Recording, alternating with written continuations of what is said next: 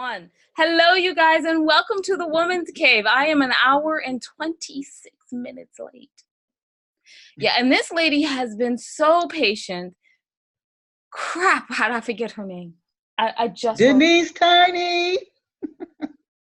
Okay, so you guys, just in case you didn't know, but today I have messed up 4 interviews at the minimum. I forgot a tagline. I messed up my hair. I forgot somebody's name. I mixed them up with another guest. This is not a good day for me. Not a good day. And this is the last interview. So let's see how we go. If I can even remember that I'm supposed to ask questions and not her, this will be good. I'm counting it as a good one. Oh, I'm Winona. I remember to introduce myself. Jade would be so proud. There is no Jade, and as you can tell, I don't have much help because I have the camera going everywhere. But that's not important. I did, on the other hand, get the time to write some books. Not just me. It was with the 13 And I Thought ladies. So let's get to that. So we have And I Thought Divorce Was Bad. And I Thought Being Grown Up Was Easy. And I Thought I Could Juggle It All. And I Thought I Did My Journey Alone. And I Thought I Had It All Figured Out. And I Thought He Was the One. The Misfit Guides, A Sassy Sway to Leaves Crooked Footprints. And the Misfit Guides, nope, it's not here. Cocktail Soirees in the LBD, my favorite book. It's a book of cocktail recipes. Yeah. And Life Guide. I'm also the author of the Widow's Debt series. There you go. And then, hey, you guys, just in case you didn't know, we still write other books. Like we have Foreign Coffee, and my favorite book cover, The Managers, the tales from behind the scenes of Hollywood. Yeah, Hollywood, this needs to be a television show. Really. Like the first one I was joking. This one for real. Okay, and right. And Jade's Baby, the magazine, the 25 hottest indie authors, artists, and advocates. Hey, so for all you wonderful people out there who have started nominating people to be in the 25 hottest authors, artists, and advocates, it does not open until July 15th. So can you hold on to those just for a few more weeks? And you can nominate those people that you did early because you thought it opened early and ended on July 15th. You can put those in the Thoughtful Book Awards. Yes, that'd be great. Nominate them for an award. Okay, I think that's just about everything. Oh, we have an audiobook of And I Thought Divorce Was Bad. You can find all our books at andwethought.com and barnesandnobles.com. And then since Jade isn't here, you know what I'm about to say, right? Watch our reality TV show on Amazon.com, on Channel 18 if you're in Sacramento, or on Facebook if you actually want to watch season 3. Okay, that's it. Yep. I finally finished that long speech. So wonderful guest. Would you like to introduce yourself? Absolutely. First of all, I want to thank you, the ladies, for inviting me on your show. And I came across you guys on YouTube. So thank you again for the invite. And I'm happy to be here. And I am Denise Turney. And I am the author of my latest book out is Love Over Me. But other books, Long Walk Up, Spiral, Portia, Love Has Many Faces, Gregory the Lionhearted, God Us Glory, and there is another one that just escapes me right now, but Spiral is actually selling very, very well. And Portia came out in '98, and a lot of readers said it was a classic. It's in a memoir format about an African-American defense attorney in Chicago who's dealing with breast cancer, and it's an inspiring book, but it's the way it was written that a lot of readers told me they hadn't seen a book on that topic written like in memoir format before. That is beautifully done. I haven't read the book. I'm not going to lie. I'm not one of the people going to be like, I read the book. I don't really have time for much reading. If it's not Audible, I'm not very good. So, but the way that you said that, like surviving breast cancer and then writing in a memoir, yeah. Especially African-American viewpoint. That sounds awesome. And so I want you to know I am going to read said book. Now, it's on my list. Well, thank you. In August, I definitely shall be reading it. How did you get started in writing?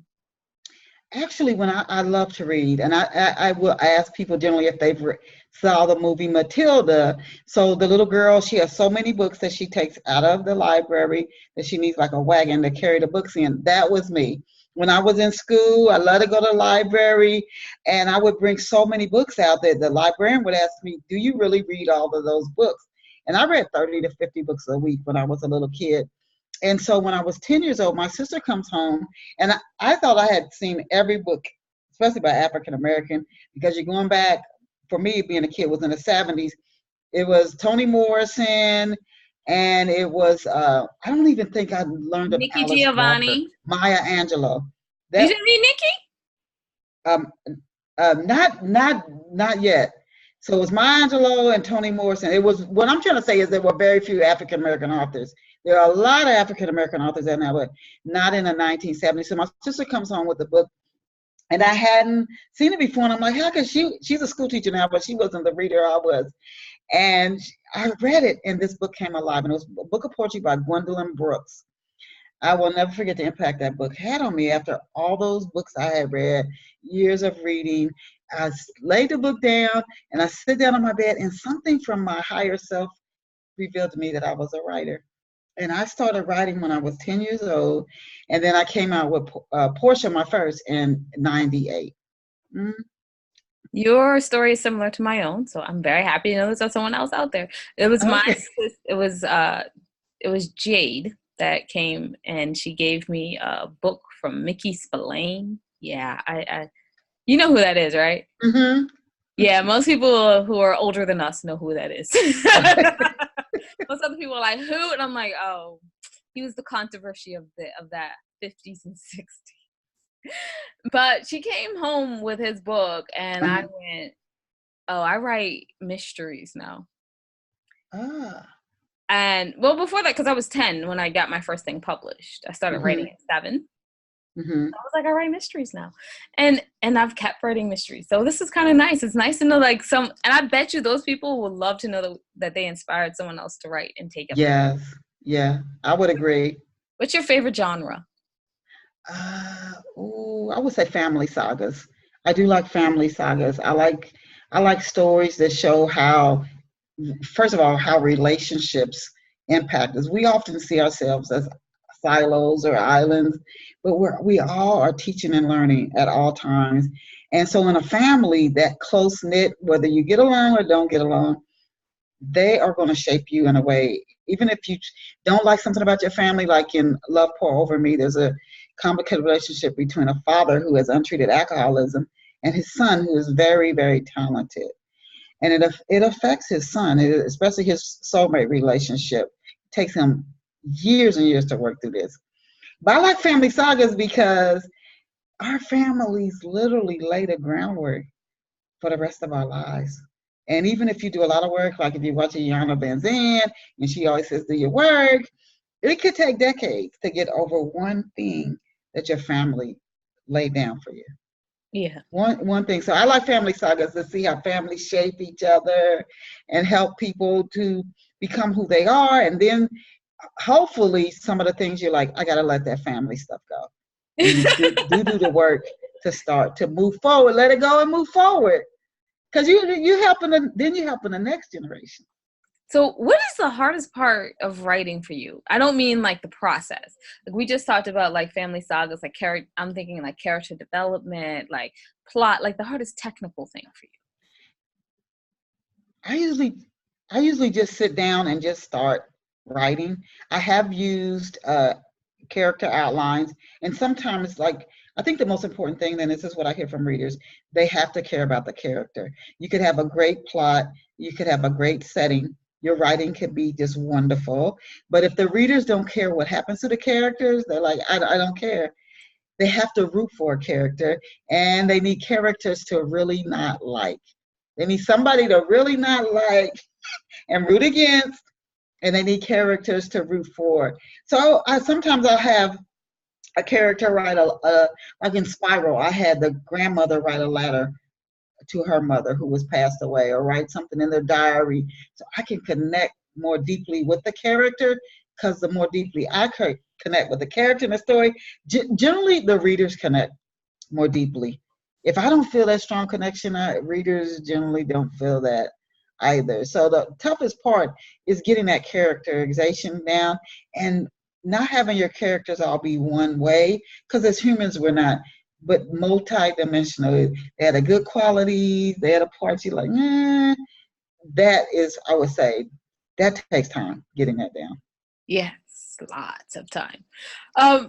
So you decided, you told me that you spent like 14 years in radio? Yes. Off the shelf, and you know what? I have to tell you very, very quickly, I didn't even intend to do a radio show. When Portia came out, I just started marketing it. I was hanging posters in the colleges. I was asking grocery stores, can I hang up my flyer? I was just going everywhere putting it up just to get the word out, because that's one of my first published books. So I reached out to a radio station and I asked to be interviewed. And Gabby's Press is a good resource for any of your listeners who looking to market a book. But I went to them, and that's where I started reaching out to radio stations. And so the guy comes back to me. He had a jazz radio station, and he came back to me and he said, why don't you just start your own station right here, your own show right here? And I never even thought of that in a million years. And I did, and that's how I got started. It started me just wanting to do it, be interviewed, and then he said, why don't you just start your own show? So any of those radio shows out there that have interviewed us, I just want you to know, feel free to email us and be like, if you want to start your own show, except for in Las Vegas. Thank you so much for the invitation, but we don't live there. Yeah, so it's a little hard for that one. But yeah, anybody else, feel free to just go ahead and email us. That's we want our own show, because the answer's yes. Okay. Okay. So why did you stop with radio? Why did I start with it? Or no, I still do it. Oh, you still do? Yeah, still do off the shelf. No. Still, we've been 14 years and counting. Comes on Saturday mornings, 11 a.m. Off the shelf at Blog Talk Radio. Still comes on. Yes, we're in our 14th. I gotta ask. In our 14th year. The narcissist in me has to ask, when can I come on? Oh, you know what? I have to send you an email. I have to send you an email to invite you. I will tell you that we're booked through the rest of the year, but for the starting in 2020, we'd love to have you guys on. Absolutely. Of course. Absolutely. Oh, we'll definitely do that. Oh, yes. You guys, I don't think I told my audience. I'm going to tell you too. And Jade's not here, so she's not going to stop me, but it's supposed to be something we reveal much later in the year. But we just made the list of 18 most interviewed authors in the world. Wow. You know who's number one on that list? Oprah. Who? There's Oprah number 1, J.K. Rowling number 2, and George R.R. Martin is number 3. We're number 18, but that's good company. Oh, absolutely. Amazing. Awesome. Awesome. Oh my goodness. Okay. I mean, it's nothing like in a huge article or anything. It's like on every writer's resource, but. Oh, but great. That's fabulous. Anyway, yes. So you're probably like, I'm taking back that offer to no. Got enough. No. So if someone told you that you had to write your last book, that this was going to be your last book, what subject matter would you choose and why? My last book. I would put out the book I'm working on that has my son in it. My son passed in 2017, so that would be if it had to be a last book, that's what it would be. Okay. Mm-hmm. Wow, that everyone gives this deep philosophical answer. That answer was short, to the point, and yet it hit my heart so hard. I was like, oh my goodness, you would have to write another one. You can't leave us on that sad note. Can you tell everyone where to find more information about you, where to purchase your books, where to listen to Off the Shelf Radio? Off the Shelf Radio is on Blog Talk Radio, and it comes on Saturday mornings, 11 a.m. Eastern Standard Time. If you just search Denise Turney Off the Shelf, it should come up at the very, very top in a search engine. And then also, my website is chistell.com, CHISTELL.com. I'd love for you guys to bookmark it. I give out writing tips there. And you can learn more about the radio show. You can find me on my links to Facebook, Twitter are right there at CHISTELL.com. And you can get my books, Barnes and Noble, ebook it, or Amazon.com. And again, that's Love Pour Over Me, Love As Many Faces, Long Walk Up, Portia, and Spiral. Okay, thank you so much for being with us. I completely forgot. I did not ask about your publishing company, so can you? Chistel Publishing, and that started in Bucks County in 1998, and that's how Portia came out. And thank everybody who has supported my books, especially Portia had so much support when it first came out. So, and that was 1998, but thank you to all the readers. Thank you so much for coming today, Denise. I have had an amazing time talking to you. And thank you for putting up with my, I don't know if you can even call this an interview, question asking, I guess. I don't know. Anyway, thank you so much for putting up with that. And remember, before I say wisdom is all around you, you can find out everything that Your Ladies is doing at www.andwethought.com. And when you go to andwethought.com, go to the second tab on the ladies page, and then come down to the middle, and it'll tell you about the charities that we proudly support. There are 3 of them. So please use your time, your knowledge, or your resources to support those charities like we do. They need the help. And please remember that wisdom is all around you if you're open to finding it and accepting it. Yes, this is the second time I got it right today out of these, 4-6 interviews? Yeah, it's bad. So peace and love, you guys, from Winona and the Missing Jade. Bye-bye. Thank you.